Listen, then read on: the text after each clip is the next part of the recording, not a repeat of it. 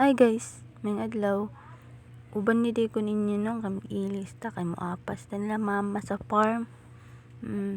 Kay kayog baboy bitaw. Tuwa sila kay harvest sila mais.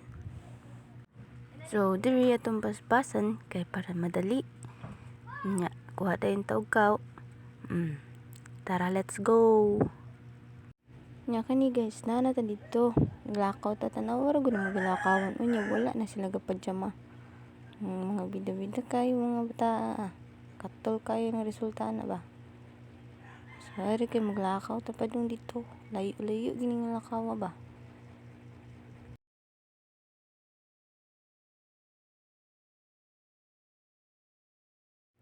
Nyari lakaw gyapon. Asa naman ni tapitay kalayo ba naglakawan to.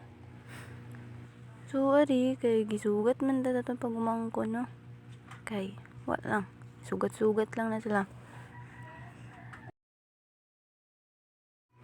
So ari guys, kay naabot naman ta no.